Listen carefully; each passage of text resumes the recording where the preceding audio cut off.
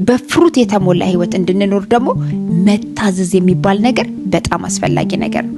ለምሳሌ እኔ ልጄን ጠርቼ ስሙን ስጠራው ልጄ ምን አለ? ሰማኝ። ኦኬ ምንድነው የሚለው? ብትሰማ ነው የሚለው እግዚአብሔር ቃል። ስሙን ስጠራ ሰማኝ። ከዛስ ውሃ አምጣልኝ ትእዛዝ ነው። ልጄ ሰምቶኛል፣ ግን ውሃውን ይዞልኝ ካልመጣ ምንድነው የሚሆነው? ልባርከው በፈልገው በረከት አያገኝም። አያችሁ፣ ልጄ ልክ ውሃውን እሺ እማ ብሎ ውሃውን ይዞልኝ ሲመጣ ተባረክ ነው የሚለው ልጄ። ኢየሱስ ክርስቶስ ለዘላለም ጌታ ነው። ባይሰጠኝ እኔ አልረግመውም ልጄን። እግዚአብሔር ከዛ በላይ ነው ለኛ። በአዲስ ኪዳን እግዚአብሔር አይረግመንም። ስሙ ለዘላለም ተባረከ ይሁን። ቸር አምላክ ነው፣ ደግ ነው። ግን ልናገኝ ልንቀበለው የሚገባውን በረከት ግን እግዚአብሔር በህይወታችን ላይ ያደርግም ማለት ነው። አይሰጠንም ማለት ነው። ይያዛል ማለት ነው። ለምን? ይህ ፕሪንሲፕል ነው ከእግዚአብሔር ጋር ወዳጆቼ። አዲስ ኪዳን ነው። አሁን መታዘዝ የሚባል ነገር አያስፈልግም። ክርስቶስ አንድ ጊዜ ታዞልኛል የሚባል ነገር የለም።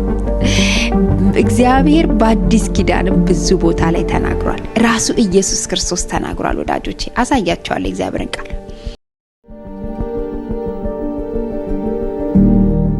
ሰላም ጤና ይስጥልኝ። እንዴት ናችሁ? ጌታ ይባረክ። እኔ በጣም ደህና ነኝ። እህታችሁ ሄቨን ከስዊድን። እግዚአብሔር ይመስገን። እንግዲህ ባለፈው ለቀኳቸው ቪዲዮዎች አሉ በተከታታይ። ምናልባት ከዚህ በፊት አዲስ የሆናችሁ ሰዎች ያላያችሁት በጣም አሪፍ ቪዲዮዎችን ለቀቄላችሁ ነበረ። አብሶ ህልምን መረዳት በሚል በተከታታይ ለቀኩላችሁ ቪዲዮዎች አሉ። በጣም አስደናቂ፣ ብዙ ሰዎች እንደተባረኩበት እንደነቁበት አንዳንድ ሰዎች ጽፈውልኛል። ጌታ ይመስገን። እግዚአብሔር መልካም ነው። ጌታ በብዙ እየረዳን ነው፣ ደግሞ ይረዳናል። አሜን። ጌታ ይመስገን። ዛሬ ብዙዎቻችን የምንቸገርበትን ነገር ደግሞ እግዚአብሔር ዛሬ ቁልፍ የሆነን ነገር ሰጥቶኛል። እሱን ደግሞ ካፈላለን። ክብር ሁሉ ለኢየሱስ ይሁን። አሜን። ጌታ መልካም አምላክ ነው። እግዚአብሔር የተመሰገነ ይሁን። የእግዚአብሔርን ቃል እንሰበካለን። ያው ብዙ ጊዜ ቃሉን እናጠናለን፣ እናነባለን፣ እንሰበካለን በቤተ ክርስቲያን፣ በዩቲዩብ፣ በተለያየ መንገድ። እግዚአብሔር ዛሬ መልካም ነው። በተለያየ መንገድ እየተገለጠ ሰዎችን እያስነሳ እግዚአብሔር እየረዳን ነው። ቃሉን እየሰማን ነው በአንድም በሌላም። ግን ቃሉን ሰምተን ምን ያህል በህይወታችን ላይ ፍሬያማ ሆነናል የሚለውን ነገር እናያለን። ምክንያቱም ሰው ቃሉን መስማት ብቻ ትርጉም የለውም። አያችሁ፣ ቃሉን ሰምቶ ደግሞ ማድረግ ያለብን ነገር አለ በህይወታችን ላይ። ያሳያቸዋለሁ ከእግዚአብሔርም ቃል እንዲሁም ደግሞ እግዚአብሔር ከሰጠኝ አትሊስት የሆነ ነገር እናገኛለን ብዬ አስባለሁ። ዛሬ አንድ ነገር ይሆናል። አሜን። አንድ ነገር ይዛችሁ ትሄዳላችሁ። አንድ ነገር ጨምራችሁ፣ አንድ እውቀት ነገር ይዛችሁ ትወጣላችሁ ብዬ አምናለሁኝ። በዚህ አጋጣሚ ሰብስክራይብ ላደረጋችሁ ሰዎች ሰብስክራይብ እንድታረጉ ኢንካሬጅ አደረጋችኋለሁ። በብዙ የምትጠቀሙበት እናንተ ስለሆናችሁ ላይክ እንዲሁም ደግሞ ሼር ለሌሎች ሰዎች፣ ሌሎችም እንዲባረኩ፣ ሌሎችም እንዲጠቀሙበት ይህንን እንድታረጉ አሳስባችኋለሁ። ደግሞ ስለምትታዘዙ እግዚአብሔር ይባርካችሁ። ተባረኩልኝ። የሚገርመው ነገር ብዙዎቻችን እንግዲህ የጳውሎስን መጽሐፍ ስናነብ መጽሐፍ ቅዱሳችን ላይ ጳውሎስ ከእግዚአብሔር የተቀበለው የተገለጠ የጸጋው ወንጌል ይዞልን ቢመጣም ግን አብዛኞቹ ምክር ናቸው።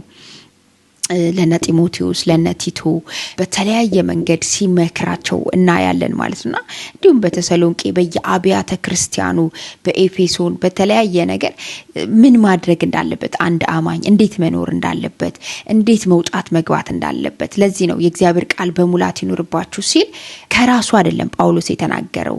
እዚህ ቦታ ላይ መጥቼ እኔ መልእክት ሳስተላልፍ ለምሳሌ አብዛኛው ጊዜ እኔ የምክር ቃል ነው የምናገረውና እግዚአብሔር በዚህ ባርኮኛል። ስሙ ለዘላለም የተባረከ ይሁን። ምክር ነው ለሰዎች፣ በምክር ነው እግዚአብሔር የሚናገረው ማለት ነውና በዛ በምክር ቃል ግን እግዚአብሔር ሲናገር እኔ አይደለም ከሄቨን አይደለም ከእግዚአብሔር ነው። ራሱ እግዚአብሔር ነው ለእናንተ የሚያወራችሁ። እግዚአብሔር የሰጠኝን ነው እዚህ ጋር መጥቼ ለእናንተ መሰጣችሁ ማለት ነውና ያንን ሰምተን የማንታዘዝ ከሆነ ሪፍሌክት የማናደርግ ከሆነ ሰምተን ወደዛ መለስ ዞር የማንል ከሆነ በእውነት በህይወታችን ላይ ምንም ፍሬያማ መሆን አንችልም ማለት ነው። አያችሁ። ስለዚህ ሰምተን ግን ብንታዘዝ እግዚአብሔር እንድንሰማ ብቻ ሳይሆን እንድንታዘዝም ደግሞ ይፈልጋል። የምንታዘዘው ግን ሄቨንን አይደለም ወይ ደግሞ ሌላን ሰው አይደለም። የምንታዘዘው ራሱ እግዚአብሔርን ነው ማለት ነውና እግዚአብሔር ስሙ ለዘላለም የተመሰገነ ይሁን። ዛሬ አንድ ብርሃን ያካፍለናል። ከዚህ ብርሃን የተነሳ ደግሞ ነፃ እንወጣለን፣ አርነት እንወጣለን። አሜን። ጌታ ይመስገን። በህይወታችን ላይ እግዚአብሔር እንዲህ ያደርጋል። አሜን።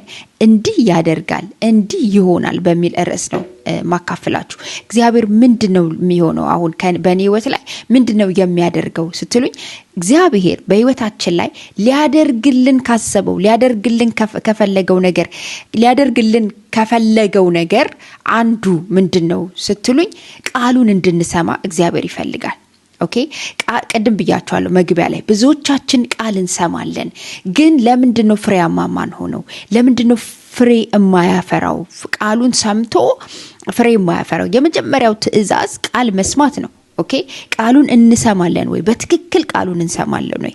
ኢየሱስ ጌታ ነው። አሜን። ቃሉን እንሰማለን ወይ? ምናልባት በጣም ግልጽ እንዲሆንልን ከእግዚአብሔር ቃል አንድ ቃል አነብና ከዛ በኋላ አብራራላችኋለሁ። ዘዳግም ምዕራፍ 28 ቁጥር 1 ላይ እንደዚህ ይላል፣ እንዲህም ይሆናል። ሃሌሉያ። ዛሬ ለአንድ ሰው እንደዚህ ይሆናል፣ እንዲህ ይሆንለታል በጌታ በኢየሱስ ስም። የአምላክን የእግዚአብሔር ቃል ብትሰማ፣ ዛሬም ያዘዝሁን ትእዛዛቱን ሁሉ ብታደርግ ብትጠብቅም፣ አምላክ እግዚአብሔር ከምድር አሕዛብ ሁሉ ከፍ ከፍ ያደርጋል ይላል። የመጀመሪያው ግን እግዚአብሔር በህይወታችን ላይ እንግዲህ ዘዳግም ላይ ያሉ በረከቶችና የመርገም በመታዘዝ የሚገኝ በረከት አለ፣ ባለመታዘዝ የሚመጣ መርገም አለ። ዛሬ ግን እኛ በህይወታችን ላይ መርገም ክርስቶስ አንስቶልናል፣ ስሙ ይባረክ። አሜን። ግን እግዚአብሔርን ስንታዘዝ ደግሞ በህይወታችን ላይ ፍሩትፉል የሚሆኑ ህይወት መኖር እንጀምራለን። በፍሩት የተሞላ ህይወት እንድንኖር ደግሞ መታዘዝ የሚባል ነገር በጣም አስፈላጊ ነገር ነው። ለምሳሌ እኔ ልጄን ጠርቼ ስሙን ስጠራው ልጄ ምን አለ? ሰማኝ። ኦኬ፣ ምንድነው የሚለው? ብትሰማ ነው የሚለው እግዚአብሔር ቃል። ስሙን ስጠራ ሰማኝ። ከዛስ ውሃ አምጣልኝ ትእዛዝ ነው። ልጄ ሰምቶኛል፣ ግን ውሃውን ይዞልኝ ካልመጣ ምንድነው የሚሆነው? ልባርከው በፈልገው በረከት አያገኝም። አያችሁ፣ ልጄ ልክ ውሃውን እሺ እማ ብሎ ውሃውን ይዞልኝ ሲመጣ ተባረክ ነው የሚለው ልጄን። ኢየሱስ ክርስቶስ ለዘላለም ጌታ ነው። ባይሰጠኝ እኔ አልረግመውም ልጄን። እግዚአብሔር ከዛ በላይ ነው ለኛ። በአዲስ ኪዳን እግዚአብሔር አይረግመንም። ስሙ ለዘላለም ተባረከ ይሁን። ቸር አምላክ ነው፣ ደግ ነው። ግን ልንቀበለው የሚገባውን በረከት ግን እግዚአብሔር በህይወታችን ላይ አያደርግም ማለት ነው። አይሰጠንም ማለት ነው። ይያዛል ማለት ነው። ለምን? ይሄ ፕሪንሲፕል ነው ከእግዚአብሔር ጋር ወዳጆቼ። አዲስ ኪዳን ነው። አሁን መታዘዝ የሚባል ነገር አያስፈልግም። ክርስቶስ አንድ ጊዜ ታዞልኛል የሚባል ነገር የለም። እግዚአብሔር በአዲስ ኪዳንም ብዙ ቦታ ላይ ተናግሯል። ራሱ ኢየሱስ ክርስቶስ ተናግሯል ወዳጆቼ። አሳያቸዋለሁ የእግዚአብሔርን ቃል። ስለዚህ ምን አለው? የእግዚአብሔርን ቃል ብትሰማ። በትክክል የሚሰማ ሰው ባይዘወይ። ለዚህ ነው የእግዚአብሔርን ቃል አሰላስሉት የሚለው። ስታሰላስሉት ይወርሳቸዋል። ስታሰላስሉት አጥንታችሁ ውስጥ፣ መንፈሳችሁ ውስጥ፣ ስጋችሁ ውስጥ ዘልቆ የመግባት አቅም ይኖረዋል። ከዛ በኋላ ስጋችሁ ሳይሆን መንፈሳችሁ መታዘዝ ይጀምራል። ኦኬ፣ መንፈሳችሁ የሚያዘውን ነገር ደግሞ ስጋችሁ አለማድረግ አይችልም፣ ያደርገዋል ማለት ነው። እና የእግዚአብሔርን ቃል ብትሰማ፣ በትክክል አጥርተህ ብትሰማ፣ እኔ የምናገርህን ነገር ብትሰማ። ምክንያቱም የእግዚአብሔር ቃል ማን የተናገረው? እግዚአብሔርን የተናገረው። መጽሐፍ ቅዱሳችን ላይ ብዙ ሰዎች የተናገሩበት ስፍራ አለ። ኢዮብ የተናገረው አለ፣ ሐና የተናገረችው አለ፣ ሌሎች ሰዎች የተናገሩበት አለ። እግዚአብሔር ደግሞ የተናገረው ነገር አለ። ግን እግዚአብሔር ደግሞ የተናገረን ነገር በህይወታችን ላይ ተመለሱ ከሆነ፣ ተቀመጡ ከሆነ፣ ተሰማሩልኝ ከሆነ፣ ውጡ ከሆነ፣ ተለዩልኝ ከሆነ እግዚአብሔር በአንድም በሌላም በህይወታችን ላይ ይናገራል። ብዙ ጊዜ ይሄንን ቃል እጠቀማለሁ፣ ምክንያቱም እግዚአብሔር ስለሚናገር። አሜን። እኛ የምናመልከው አምላክ ያው ነው። ያው ትላንት የነበረው ዛሬ ነገም ያለ የሚኖር ሁሌ አልፋ ኦሜጋ። ሃሌሉያ፣ ስሙ ይባረክ። የሆነ ክረምት የሆነ በጋ የሆነ ሲሆን እንትን የሚል አምላክ አይደለም ያለን። አሜን። እንደ ወይዘር የሚቀያየር አምላክ አይደለም ያለን። እግዚአብሔር ሁልጊዜ ያው ነው፣ መልካም ነው፣ ስሙ ይባረክ። ግን እግዚአብሔር ደግሞ የሚታዘዙትን ልጆቹን ደግሞ በጣም ይወዳል። አሜን። ኢየሱስ ጌታ ነው። እኔ አሁን 2 ልጆች አሉኝ፣ ጌታ ይባረክ። እና ከሁለቱ ልጆቼ የሚታዘዘኝን ልጅ ነው አብልጬ ደስተኛ መሆንበት። የማይታዘዘኝ ልጅ ከሆነ ግን ልቤ ያዝንበታል፣ አዝናለሁ። ኦኬ። ኢየሱስ ክርስቶስ ለዘላለም ጌታ ነው። ስለዚህ ልጆቼ ሁለቱም ልጆቼ ቢሆኑ ግን ደግሞ አንደኛው ካልታዘዘኝ ለምንድን ነው ግን ማትታዘዘው ብዬ ውስጤ ይቆጣል፣ ያዝናል። መታዘዝ አለብህ ብዬ እመክራለሁ። እግዚአብሔር ለኛም እንደዛ እያለን ነው። ታዘዙ እና ይህንን በረከት ታገኛላችሁ። ምን አይነት በረከት? እግዚአብሔር በህይወታችን ላይ ያዘዘው በረከት፣ የተናገረው በረከት። በህይወታችን ላይ ትንቢት ተነግሮናል። በህይወታችን ላይ እግዚአብሔር ሊያደርግልን የምንፈልገው ነገር አለ። በሮች እንዲከፈቱ፣ ትዳር እንድናገኝ፣ የልጆቻችን እንዲባረኩ፣ እግዚአብሔር በሀብት እንዲባርከን፣ እግዚአብሔር በጸጋ እንዲባርከን፣ በምድር በሰማይ ያለውን በረከት በህይወታችን ላይ እንድናገኝ እግዚአብሔር ፈቃደኛ ነው፣ ደስተኛም ነው። ግን ብዙዎቻችን በረከታችንን ያዘገኘ ነው እኛ ነን። ጌታ ይባረክ። ዛሬ ግን አንድ ሰው ይነቃል በጌታ በኢየሱስ ክርስቶስ። ኢየሱስ ክርስቶስ ለዘላለም ጌታ ነው። ታስታውሳላችሁ የማቴዎስ ወንጌል የዮሐንስ ወንጌል ምዕራፍ 15 ቁጥር 7 ላይ እንደዚህ ይላል፣ በእኔ ብትኖሩ ቃሎቼም በእናንተ ቢኖሩ የምትወዱትን ሁሉ ለምኑ፣ ምን ይላል? ይሁንላችሁማል። ሃሌሉያ። ምን ምኖቼ? ቃሎቼ በእናንተ ቢኖሩ። ቅድም ብያቸዋለሁ። የእግዚአብሔር ቃል በህይወታችን ላይ አለ ማለት መታዘዝ አለብን ማለት ነው። አያችሁ፣ ብዙ ሰው አይታዘዝም እግዚአብሔርን። ብዙ ሰው እግዚአብሔር ለምሳሌ በቤተ ክርስቲያን በአገልጋይ እንዲሁ በተለያየ ምሪት ይሰጣል እግዚአብሔርና ጾም፣ ሌላውን ተውት፣ እንኳን ጾም እንኳን ሲታወጅ ምን ያህል ሰዎቻችንን ታዘን ምን ጾመው? አገልጋዩን የታዘዝንን ይመስለናል። ያቺ ሴት የታዘዝን፣ ያንን ሰው የታዘዝን ይመስለናል። አይደለም፣ እግዚአብሔርን ነው የምንታዘዘው። በዛ ባወጀው ጾም ላይ ለምሳሌ እኔ አሁን ጾም አወጅኩኝ። ኦኬ፣ ማገለግላቸው ልጆች አሉ፣ እነሱን ጾም አዘዝኩኝ። እኔን አይደለም የሚታዘዙት እግዚአብሔርን ነው። እግዚአብሔር ደግሞ ያንን መታዘዛቸውን አይቶ በዛ በጾም ጸሎት ውስጥ እግዚአብሔር የሚለቅላቸው በረከት አለ። ብዙዎች ግን ከዚህ በረከት ይጎላሉ። ለምን? አይታዘዙም። ብዙዎች ምቾት ይፈልጋሉ በተመቻቸ ነገር ላይ። ብዙዎች የሆነ ነገር ሲሳካልኝ ነው የምጾመው፣ የሆነ ነገር ሲመቻችልኝ ነው የምጸልየው፣ የሆነ ነገር ሲደረግልኝ ነው እኔ ጌታን ማገለግለው ይላሉ።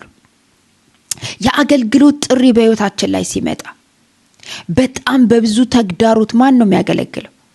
ተግዳሮት እያለ፣ ተሻሚ እያለ፣ በጣም ከልካይ እያለ፣ እንዳትወጡ፣ እንዳታገለግሉ፣ እንዳትሰማሩ፣ ድምጻችሁ እንዳይሰማ፣ ድምጾቻችሁን ሊሸፍን የሚፈልግ ብዙ እያለ ግን እግዚአብሔር ሰብሬ አወጣለሁ እያለ ምን ያህል አንተስ አብረህ ከእግዚአብሔር ጋር ትስማማለህ? ምን ያህል አብረሽ አንቺስ ከእግዚአብሔር ጋር ትስማማለሽ? እሺ ትያለሽ ወይስ ይሄ ተግዳሮት እስከሚቆም ድረስ እኔ ማገልገል አይጠበቅብኝም ብለህ አርፈ ትቀመጣለህ? ለክፉ ሰዎች፣ ለሚቀኑባችሁ ሰዎች እንዲሁም ደግሞ ለጠላታችሁ ዲያብሎስ ደስተኛ ነው የምታደርጉት። ተደብቃችሁ ነው የምትቀሩት። ለዚህ ሆኖ ኢየሱስ ክርስቶስ እንደዚህ አለ፣ አንድ መብራት አለ ከእንቅብ በታች የሚያስቀምጠው አለ ወይ? አለ። ለምሳሌ አንድ ሰው በአገራችን አሁን መብራት ብዙ ጊዜ ይጠፋል አይደል? መብራት ጠፍቶ ሰዎች ኩራዝ አብርተው ኩራዙን አልጋ ስር ይከቱታል፣ ሶፋ ስር ይከቱታል። እንዴ አይ ከፍ አድርገው ይላል። ሃሌሉያ አሜን። ከፍ አድርገው ያስቀምጡታል። ስለዚህ በተራራ ላይ ያለች ብርሃን ልትሰወር አትችልም። በተራራ ላይ የምታዩት ትንሽዬ ብርሃን፣ ጭላንጭል ብርሃን በድቅድቅ ጨለማ ውስጥ ታበራለች፣ ትታያለች። በጣም በዛ በድቅድቅ ጨለማ ውስጥ ምን ትላለች? ትታያለች። ጥቂት የጨላንጭል እኮ ናት። እናንተ ውስጥ ያለው ጥቂቷ መታዘዝ በእውነት ለብዙዎች ብርሃን። ኢየሱስ ክርስቶስ ለዘላለም ጌታ ነው። ግን ፈንቅለህ መውጣት አለብህ። መታዘዝ አለባችሁ እግዚአብሔርን። ሐዋርያቶቹን እኮ እረፉ አሏቸው አይደል? እንደ በቃ በዚህ ስም ሁለተኛ እንዳትናገሩ አላልናችሁም? በክርስቶስ ስም ኢየሱስ ኢየሱስ የምትሉትን ስም አቁሙ አላልናችሁም? ምክንያቱም ሲያዩ ሰው እየዳነ ነው። ሲያዩ እግዚአብሔር ተአምራት እያደረገ ነው። ሲያዩ የእግዚአብሔር አብሮነት ከነሱ ጋር አለ። እነዚህ ፈሪሳውያኖች ስንት ዓመት ሙሉ ሕጉን የጠበቁ፣ ስንት ዓመት ሙሉ ኪዳን የጠበቁ፣ ስንት ዓመት ሙሉ ሕዝብን እየመሩ ያሉ፣ እነሱ ላይ ያልተገለጠ ክብር እነዚህኞቹ ላይ መገለጥ ሲጀምር ቅናት ጀመሩ። እመኑኝ፣ ብዙ ቁጭ በሉ የሚሏችሁ ሰዎች፣ አርፈሽ ቁጭ በይ የሚሏችሁ ሰዎች ቀንተው ነው፣ የቅናት ስፒሪት ገብቶባቸው ነው። ስለዚህ እነዚህ ሰዎች ታው ሲሏቸው አንድ ነገር አሉ። እናንተን ነው ወይስ እግዚአብሔር ነው የምንታዘዘው? እንደዚህ የጨከነ ማንነት እንዲኖረን እግዚአብሔር ይፈልጋል። እግዚአብሔር በዛ ውስጥ በረከትን ያሳል።